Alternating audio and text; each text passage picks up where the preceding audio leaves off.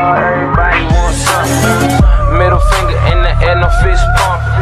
And me, Sean Wiz, got this bitch jumping. Assalamualaikum warahmatullahi wabarakatuh. Perkenalkan, nama saya Ahmed Dayat dari kelas 11 TKR. Di sini saya akan membacakan tentang Orde Lama, Orde Baru, Reformasi. Orde Lama dalam sejarah politik Indonesia dalam merujuk kepada masa pemerintahan Soekarno yang berlangsung dari tahun 1945 hingga 1966. Di era Orde Lama yang berlangsung selama setidaknya 22 tahun ini hampir tidak terjadinya pembangunan terkecuali pembangunan sebuah sarana olahraga yang berlokasi di Senayan yang digunakan untuk peralihan Asian Games dalam dan Genevo atau yang merupakan singkatan dari Games of Now. American for merupakan sebuah pesta olahraga yang dibuat dan digagaskan oleh Presiden Soekarno yang memiliki tujuan menyaingi Olimpiade, serta di era Orde Lama ini dibangun pula Bendungan Jatiluhur, pabrik baja Kartau, setel. Namun untuk penyelesaian ketiga sarana itu baru terjadi di era Orde Baru. Dalam era ini juga kita bisa melihat adanya pembangunan Masjid Istiqlal serta Monas atau singkatan dari Monumen Nasional yang merupakan sebuah monumen peringatan kemerdekaan. Pada tahun 1960 sendiri adanya rencana pemerintahan untuk pembangunan nasional sementara rencana 8 tahun. Namun rencana tersebut tidak dapat berjalan dengan lancar dikarenakan negara Indonesia sedang mempersiapkan diri untuk berperang melawan Belanda dalam rangka merebut kembalian Irian Barat. Selain itu, adanya iklim politik yang tidak kondusif juga jadi salah satu penyebabnya.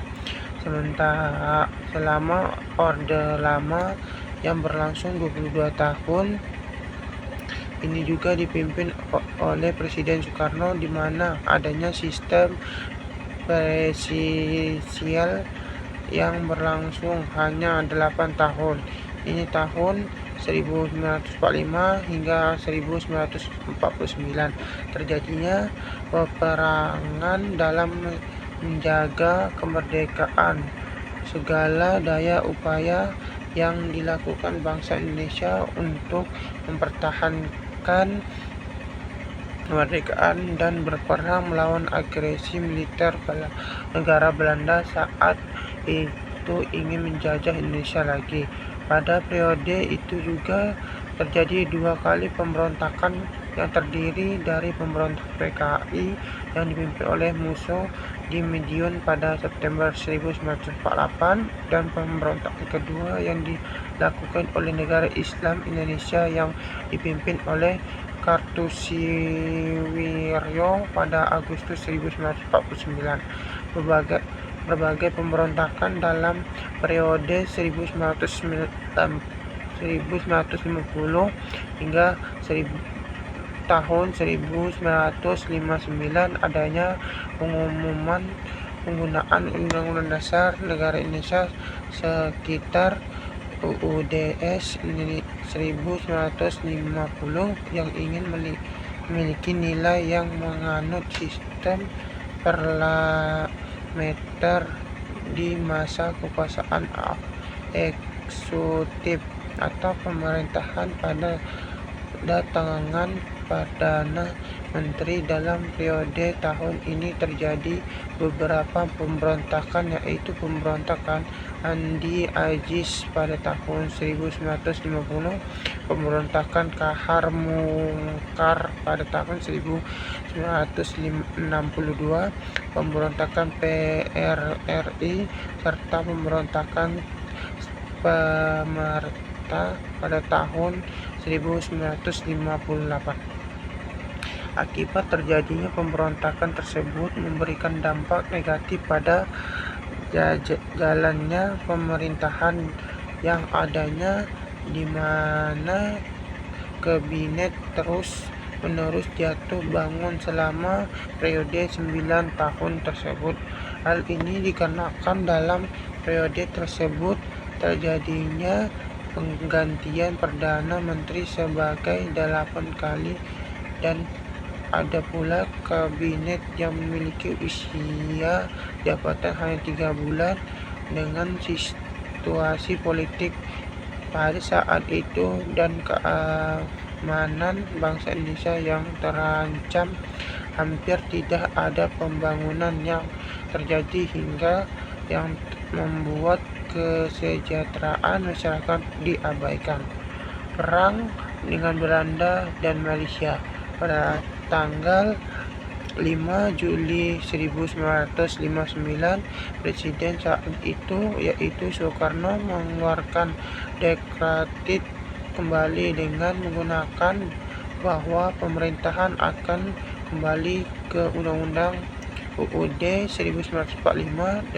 Dengan adanya perlakuan UUD 1945 kembali, maka sistem presidensial juga kembali, di mana presiden yang menjadi kepala pemerintahan di sebuah negara setelah kekuasaan eksekutifnya yang tidak ada pada Perdana Menteri berpindah kembali ke tangan Presiden Soekarno.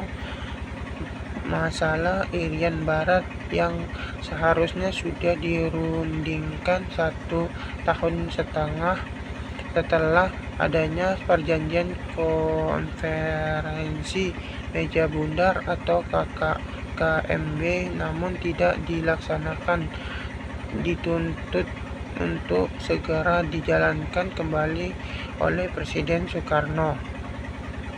Karena di pihak Belanda yang tetap menolak untuk merundingkan masalah mengenai Irian Barat ini, maka pemerintah Indonesia memutuskan untuk menempuh jalan lain untuk mengambil kembali Irian Barat dari tangan pihak Belanda menggunakan kekuatan militer, yaitu perang.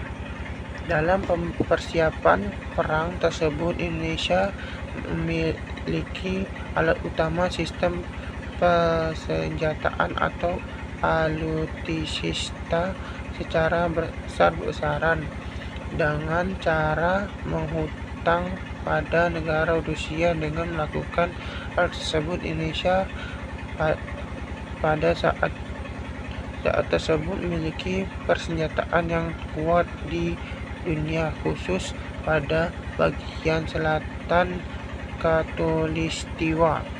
Presiden Soekarno pada saat itu memiliki panglima untuk memimpin jalannya perang dengan pihak Belanda, yaitu pemimpin pelanggar serangan umum 1 Maret, Letnan Kolonel Soeharto.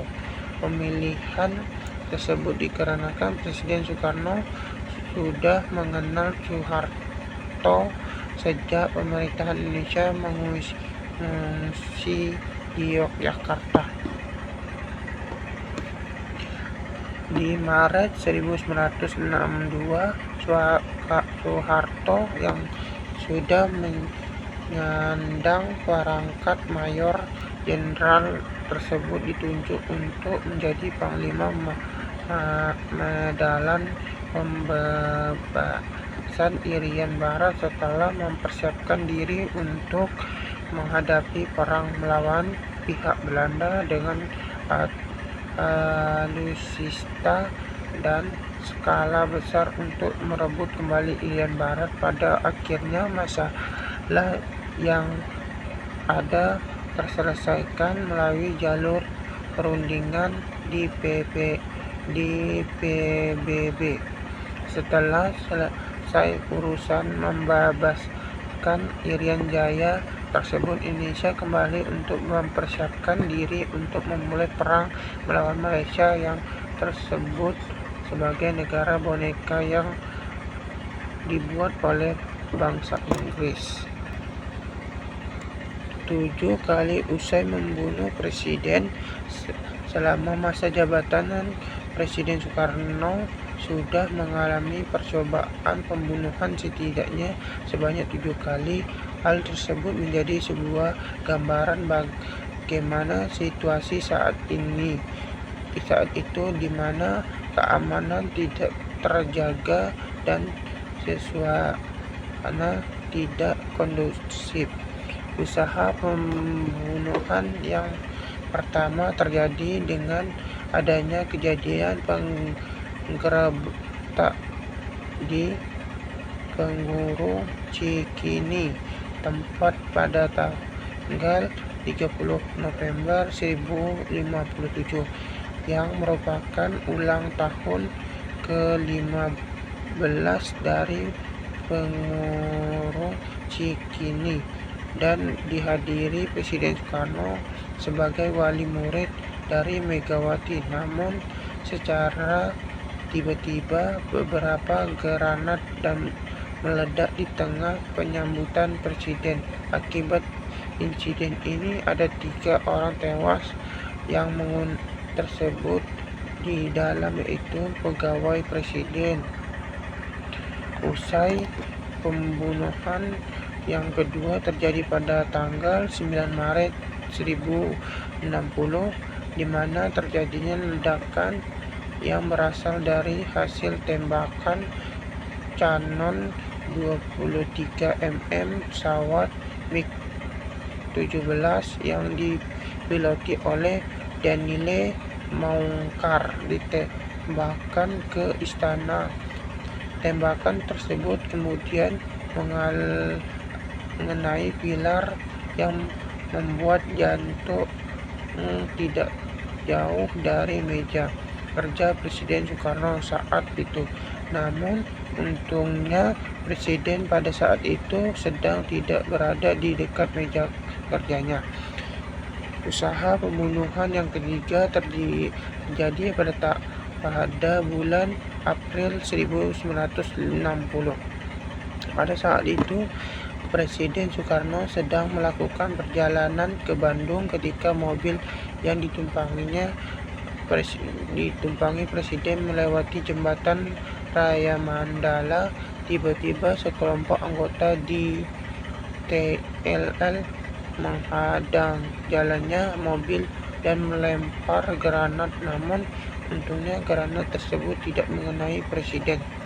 Usai pembunuhan yang keempat dan kelima terjadi di tempat yang sama di mana Presiden Soekarno berusaha dibunuh saat berada di Makassar. Yang pertama terjadi tepatnya di Jalan Cendrawasih melalui pelemparan granat, dan yang kedua terdiri menembak menggunakan mortir pada tahun 1960. Peristiwa ini yang dikenal dengan peristiwa Mandai. Usai pembunuhan yang keenam merupakan usaha pembunuhan dengan cara menembak yang dilakukan oleh anggota TIL bernama Bakrum. Kejadian ini terjadi di halaman Istana Bakrum yang berada di saf depan ketika sedang berjamaah sholat Idul Adha di Masjid Baitur Rahman. Hal ini terjadi ketika Bahrun melihat Presiden Soekarno dan langsung mengambil pistol yang di baliknya jasnya ada mencoba menembak ke arah Presiden yang saat ini jarak kurang lebih 5 meter. Namun untungnya arah peluru tersebut melenceng dan mengenai Ketua DPR GRK Zainul Arif sehingga Presiden Soekarno bisa selamat. Usai pembunuhan yang ketujuh terjadi pada Desember 1964, yang dimana ketika Presiden Soekarno sedang berada dalam perjalanan dari Bogor menuju Jakarta. Ketika beliau berada di Cimanggis, tiba-tiba sebuah granat dilemparkan oleh seorang laki ke mobil Presiden, namun untungnya jarak antara titik lempar berada di luar jangkauan lalu mobil sehingga Presiden Soekarno dapat diselamatkan.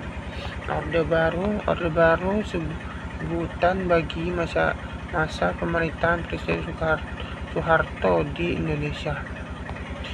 Awal dari masa pemerintahan di Orde Baru muncul setelah dikeluarkan surat perintah yang berlaku selama kurang lebih 32 tahun pada Maret 1966 hingga 1988. Diangkatnya Soeharto menjadi Presiden Indonesia juga menandakan di Orde Era Baru menggantikan Presiden Soekarno. Sebelum penamaan Orde Baru digunakan sebagai pembanding dengan masa sebelum, yaitu Orde Lama.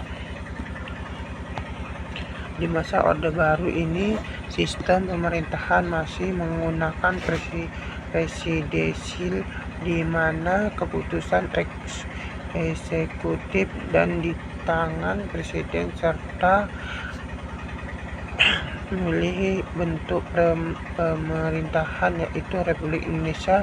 Dasar konstitusi dari negara Indonesia adalah UUD 1945 berdasarkan Encyclopedia Britannica 2015. Pada masa Orde Baru ini, pemerintahan memakna pada adanya stabilitas nasional baik dalam program politiknya dan juga stabilitas ekonomi yang ada serta berkepribadian dan juga fokus pada bidang sosial budaya.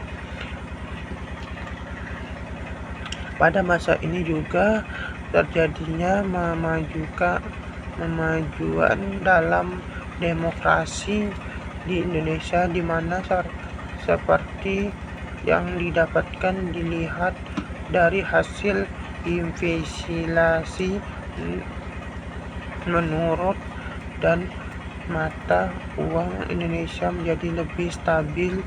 Namun walaupun mengalami perkembangan tersebut, kekuasaan dari seluruh pemerintahan pada saat itu menyebabkan runtuhnya Orde Baru dikarenakan adanya krisis moneter di tahun 1997. Setelah adanya krisis tersebut, kondisi ekonomi negara Indonesia semakin memburuk. Saat hal ini bukan hanya mengalami Indonesia namun juga berbagai negara lain. Kondisi yang terjadi pada saat itu membuat korupsi, kolusi, serta nepotisme atau KKN menjadi semakin tinggi dan angka kemiskinan juga meningkat. Adanya ketimpangan yang colok antara kedua pihak tersebut memicu geraknya demokrasi dalam rangka menuntut adanya perbaikan ekonomi dan juga reformasi total pada pemerintahan Indonesia. Era Orde Baru yang berakhir pada tahun 1998 dengan pengunduran dari Soeharto sebagai presiden, yang membuat kemunculan era reformasi.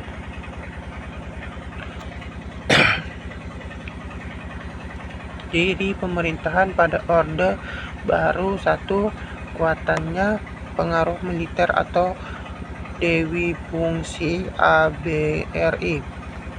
Ciri yang pertama dari pemerintahan pada era baru adalah kuatannya pengurus militer ABRI. Hal ini memang sudah terlihat sejak Orde Lama, di mana dalam kabinet Dewi Korea berisikan dari banyaknya perwira tinggi angkatan darat. Namun pada Orde Baru terjadi perubahan di mana fungsi ABRI dalam tingkat sipil menjadi lebih kuat lagi. Partai Golkar Karya yang merupakan mesin politik utama dari pemerintahan Orde Baru berisi banyak anggota militer. ABR juga memiliki kegiatan sipil yang terdiri dari ABRI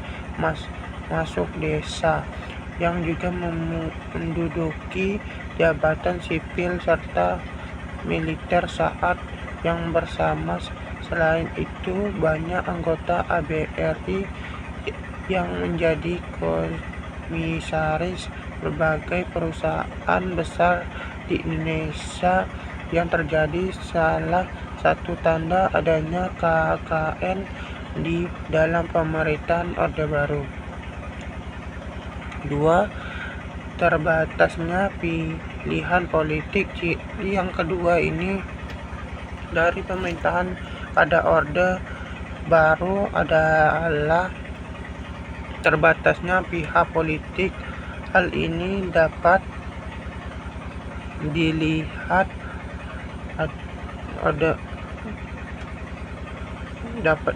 melalui pemilu pada tahun 1971 yang diikuti oleh setidaknya 9 partai politik serta 1 golongan karya. Dibanding dengan pemilu pada tahun 1977 yang hanya diikuti oleh 2 partai politik, yaitu PDI dan PBB serta 1 golongan karya. Hal yang terjadi dilakukan untuk membatasi adanya ideologi baru yang berkembang. Hal ini dikarenakan pemerintahan mengira bahwa kehancuran yang terjadi di Orde Lama disebabkan banyaknya ideologi baru yang berkembang.